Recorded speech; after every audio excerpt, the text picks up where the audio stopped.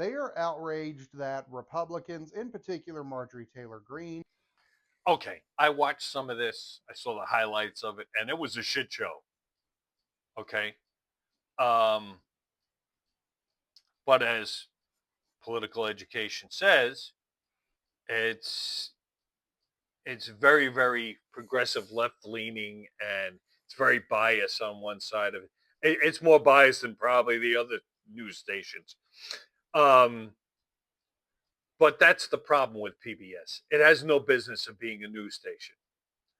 I think if PBS stayed in its original lane, no one would bother with it. No one would care. Um, you have to remember, I'm Gen X, so I grew up with PBS. I grew up with Sesame. Sesame Street came on at the right time for me. I was 2 years old, so I was absorbed with it, and it. I love the Muppets because of it. Okay, call me weird if you want; it doesn't matter. Um, but I used to watch in succession Sesame Street, Electric Company, and then Mr. Rogers. That was when I was growing up. Now, understand that growing up back then was different than way different than now. My mother was a stay at home mother. So I would sit in front of the TV and watch Sesame Street, Oscar the Grouch, blah, blah, blah. And that's where I learned how to count, how I learned the alphabet, certain words, uh, you know, uh, how to deal with. I don't know exactly when. I don't know if I was still watching, but it came up with a brilliant idea on how to deal with Mr. Hooper's death because Big Bird had no clue of what death was. So that was absolutely perfect. And how they dealt with that. They went off the rails a little bit lately with a Sesame Street introduced its first homeless puppet. And someone on Twitter went out and said, Oscar the Grouch has been living in a garbage can for 50 years.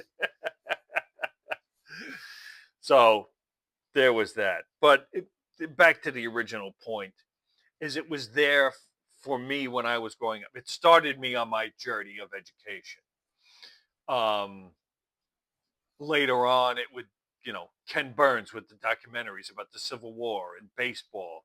And it was my introduction to Pavarotti on Masterpiece Theater. Uh, it was my introduction to Monty Python. Monty Python was in PBS at one time in the 70s. So that was my introduction to these things. And I don't know if streaming is killing it or whatever, or they have to try and compete with the news. Stop with the news. If you stop with the news, I think the funding comes back. Um, just get rid of all the news crap and do what you were supposed to do. Educate and entertain. That's your job. I mean, they show Frankie Valli every once in a while, or they're showing old Frank Sinatra concert, stuff like that. Uh, but yeah, I still think there's a use for PBS. It's not as prevalent as it used to be, but for it to completely go away, NPR can give a shit. I never listen to that crap anyway. But PBS, that's a tough one. I'm torn with that. If PBS got away from the news part and just did what they're supposed to do, I think I'd be okay. But I have a feeling it's going to go, and we're all going to have to adjust to where we're going to find. So, I mean, Sesame Street left HBO and they were on there for a little while, and HBO just canceled them. So I'm hoping they wind up somewhere. But PBS cannot survive on just donations alone. It's impossible. So we'll see where it goes. I hope PBS doesn't go away. NPR can eat shit for all I care. But I'm hoping PBS changes their programming and goes back to what they were originally supposed to do. That's just my opinion on it. I could be wrong. Booyah.